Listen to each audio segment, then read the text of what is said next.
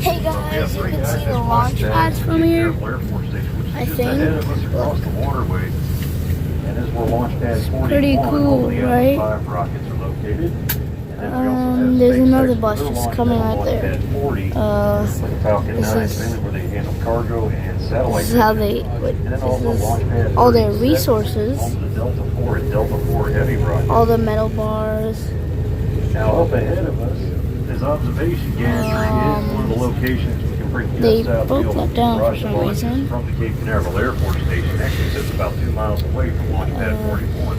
One of our closer. They're also cubes for some reason. Maybe they are using it to build something. I don't know. Here we are at the home of the most historic launch pads in the world. Just behind me are launch pads 39A and 39B. These two pads launched every single space shuttle mission to assemble and service the International Space Station, to launch the Hubble Space Telescope, to deploy satellites, and to conduct scientific experiments.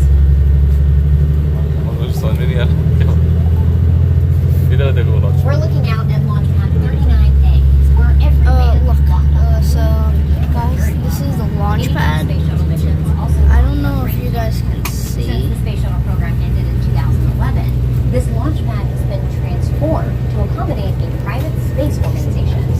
Can you guess? Stop. Hey, stop. I'm making a YouTube video. Elon Musk in 2002. Did you guys see it? It's coming again. You may have watched their Falcon Heavy test flight, the one that sent a Tesla Roadster into space. This is where it launched. The Falcon Heavy rocket is currently the most powerful operational rocket in the world by a factor of 2. SpaceX made history in 2012 when it delivered their Dragon spacecraft into orbit to rendezvous with an international This is SpaceX. making SpaceX the first commercial company ever to visit the space station. You can see that same Dragon capsule back at the visitor complex in the I NASA don't Now know. exhibit. Oh, so SpaceX is from Elon Musk. That's what my dad said. Since then, SpaceX has made numerous Tesla on top of that when it ISS, lasted, right? Do you and remember some last other year? Dragon capsules Yeah, have been used SpaceX, more than yeah. once. But the Dragon capsule isn't the So, hardware they reuse. Yes, I'm talking Elon about Musk is the reusable guy. That happened in 2018 SpaceX only. expertly lands many Yeah, it happened in 2018. Sometimes they land back here at Cape Canaveral, while others may land on an This is autonomous also a rocket launch floating in the ocean. The ability If you guys to can recover see, and use rocket boosters is one of the most exciting developments please in the subscribe. aerospace industry in recent years. This advance in rocket technology is helping to bring down the cost of launching payloads to Now space, this is like allowing more and a more exciting technology private property, I guess. Hi, I'm John. And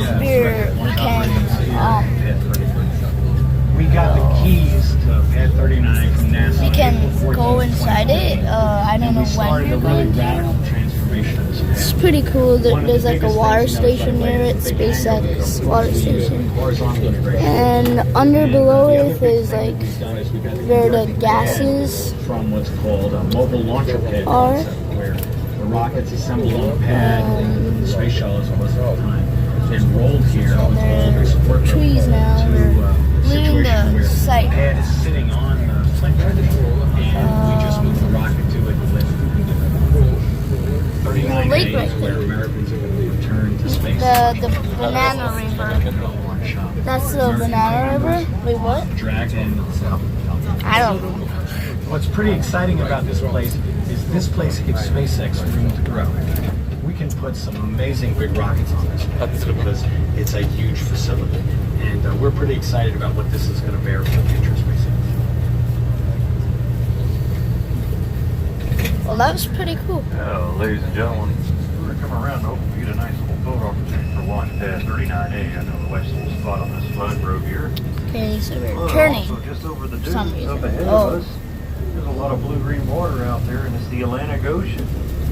And beyond that is Spain, Portugal, Italy, Greece. It also means we're also coming alongside the Cape Canaveral National See a Seashore. bus over there. I don't think you guys can see it. For the wildlife. It's a Uh, restricted access beach, so it's Oh. prime real estate for the sea turtles. Wow, can you guys see that? Springtime by the sea turtle lakes. In the beach, and in between the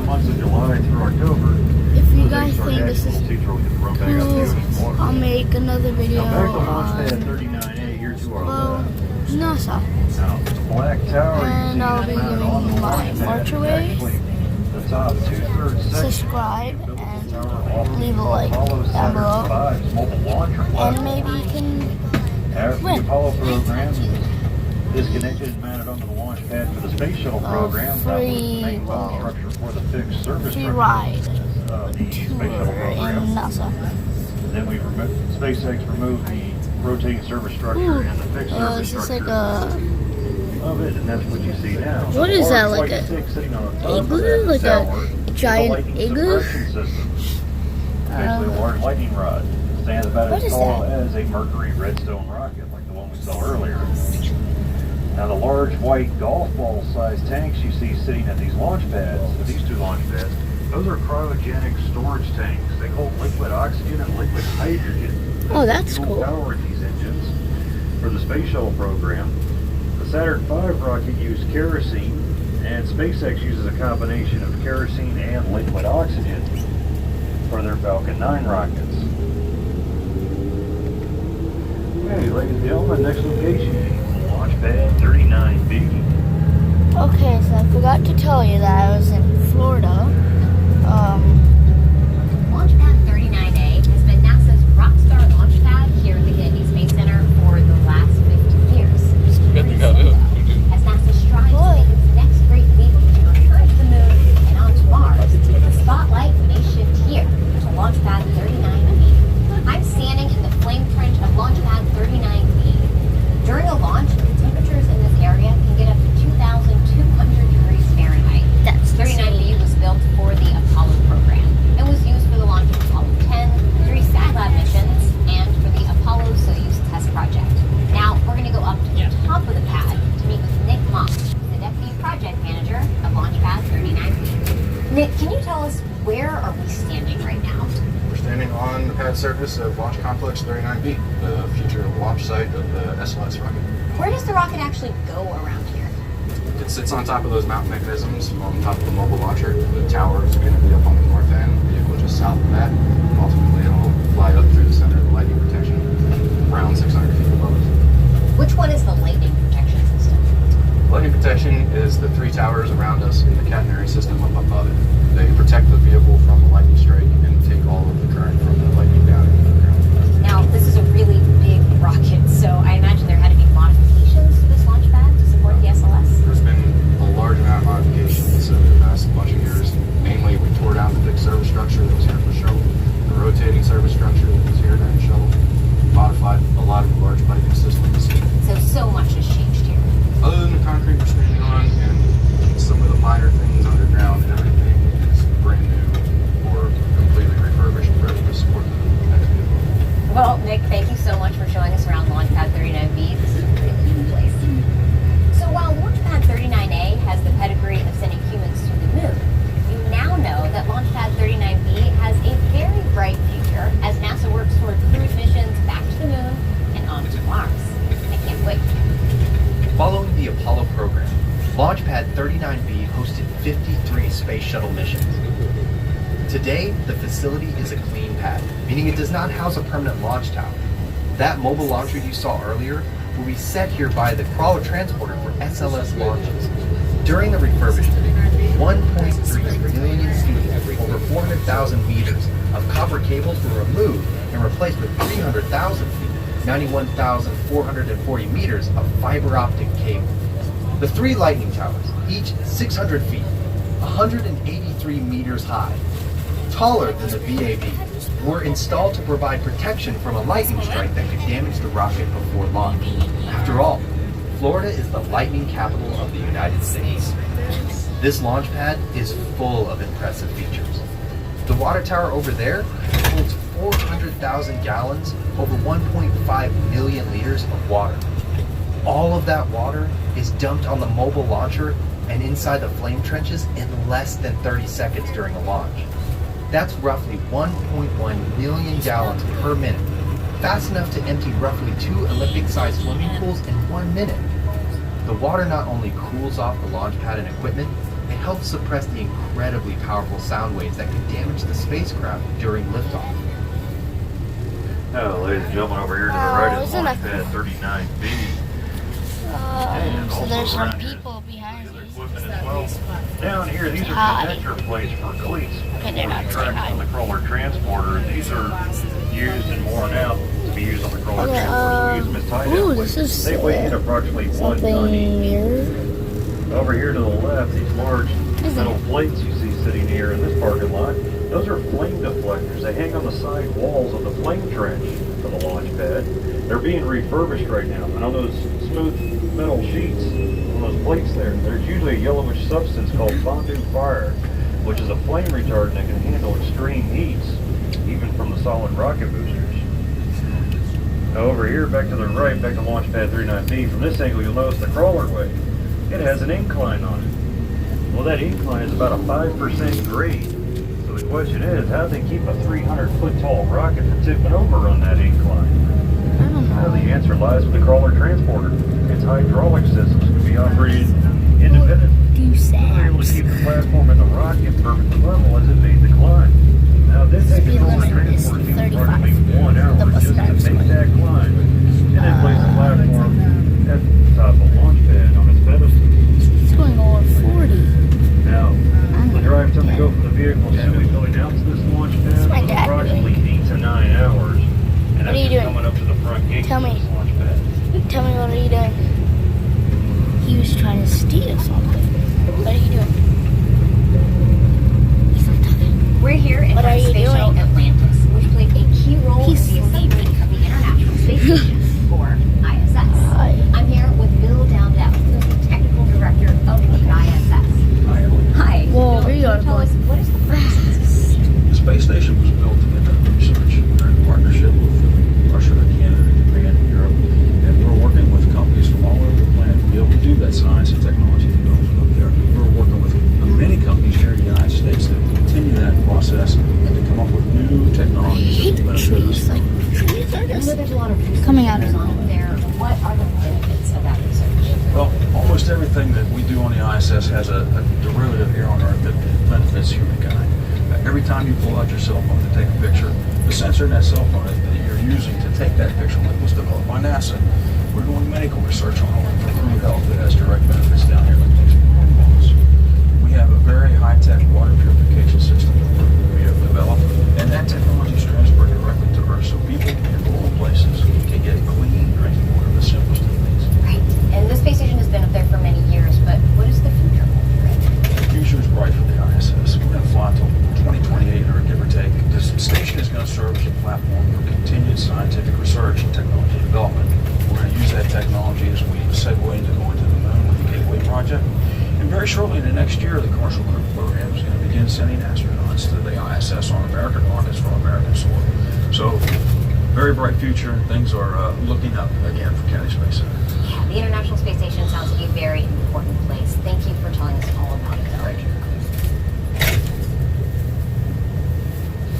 Ladies and gentlemen, we're going to cross right over the crawler way. This gives you a pretty good idea how large a crawler transporter is, since it uses both lanes as it comes down to the launch pad. Ooh, those are a lot of rocks right there. Section of the crawler way, a little spur off towards the left of the It's a crawler long, way. That's usually where way. it'll park after it places a rocket or a space shuttle on the launch pad. It's there and waits until after the liftoff I to retrieve ain't the empty gonna. mobile launch platform.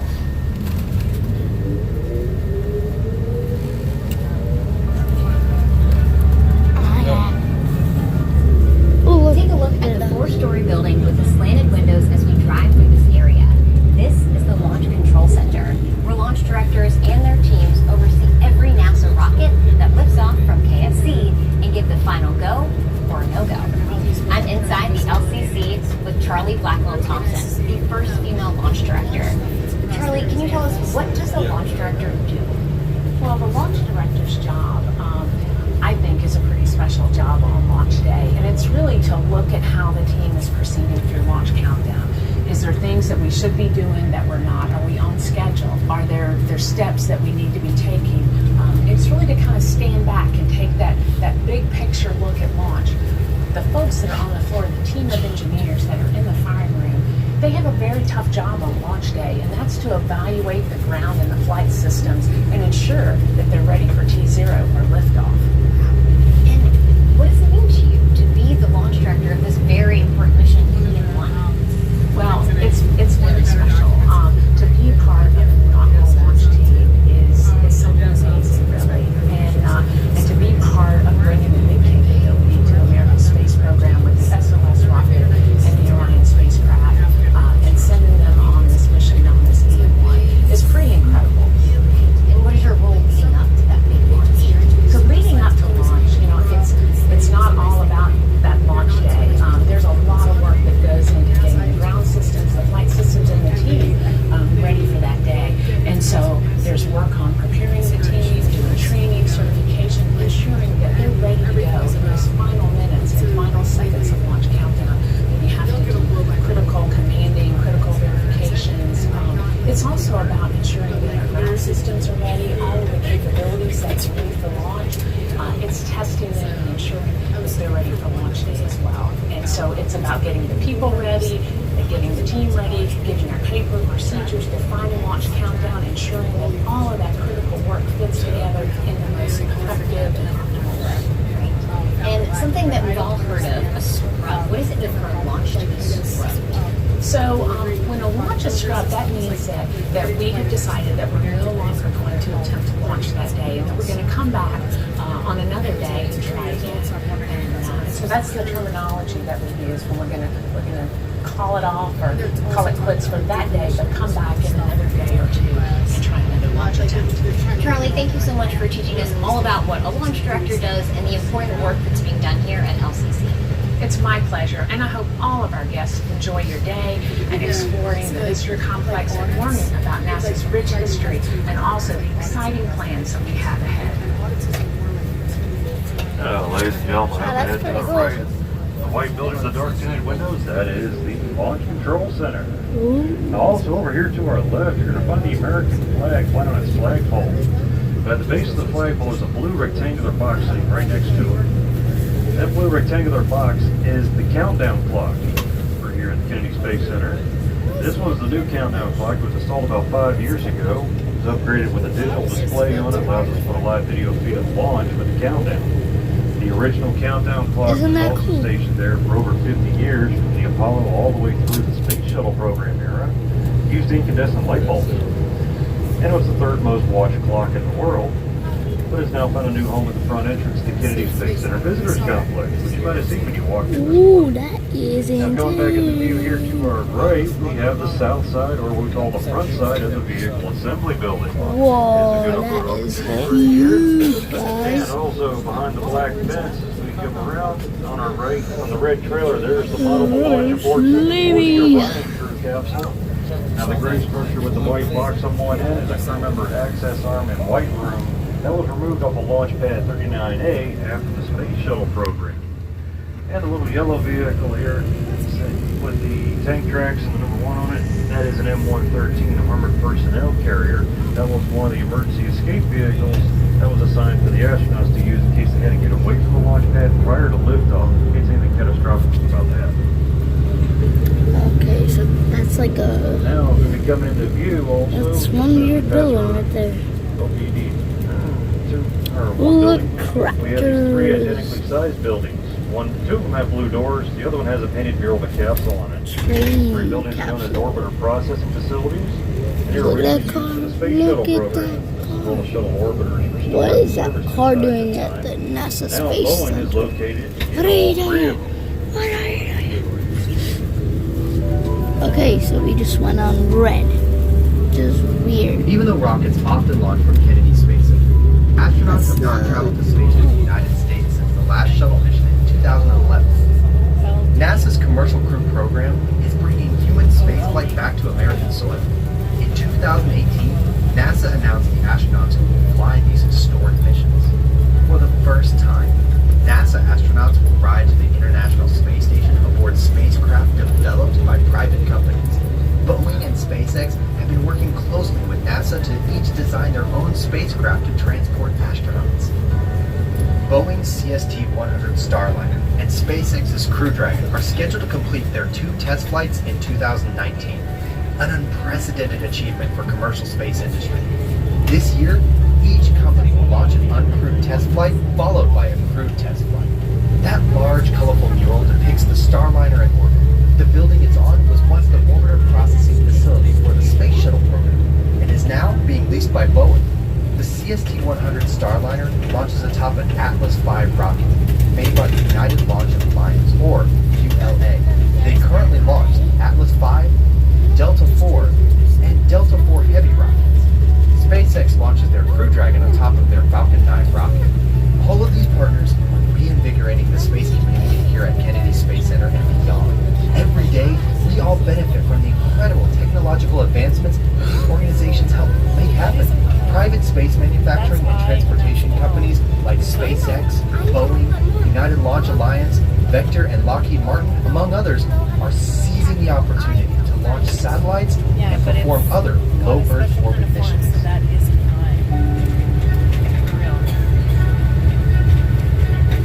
But why, some say, the moon? Why choose this as our goal? And they may well ask, why climb the highest mountain? Why 35 years ago fly the Atlantic? Why does Rice play Texas? We choose to go to the moon. We choose to go to the moon.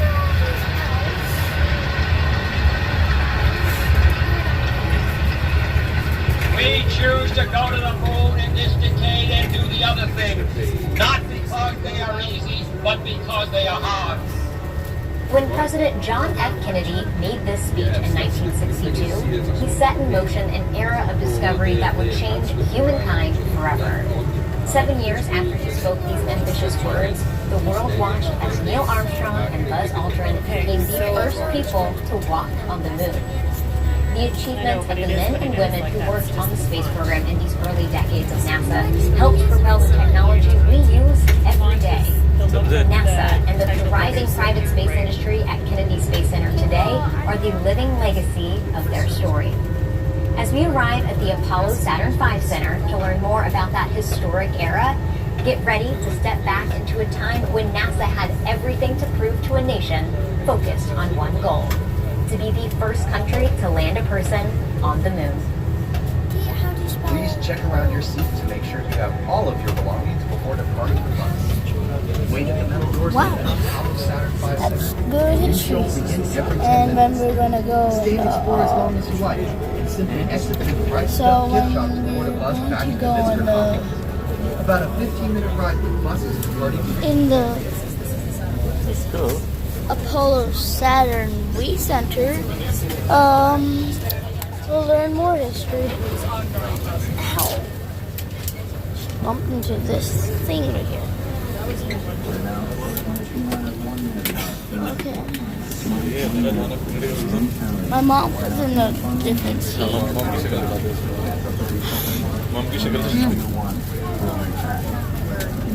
Okay, so it's taking a long time to record. There's a fire extinguisher right there. Why is there a fire extinguisher right there? Okay. Stop. What is my mom doing? She keeps on waving. What was that? Okay, that was weird. It's been such a long time. Okay. There's like a emergency exit right there.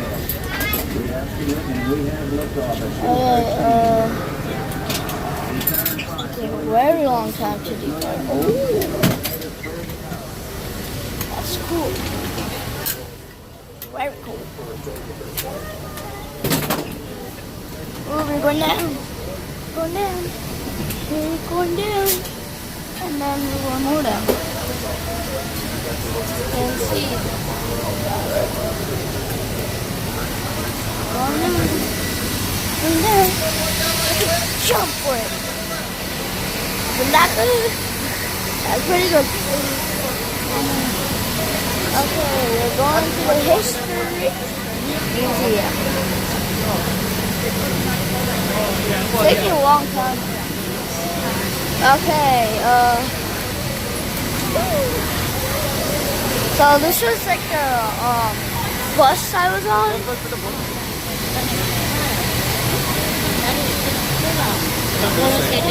Oh, look, Saturn Recenter. That's like NASA's center, I guess. I don't know. समझ में आएगा जितना बताया उसने guide तुमने समझ लिया ना? There are people all around. There are people all around.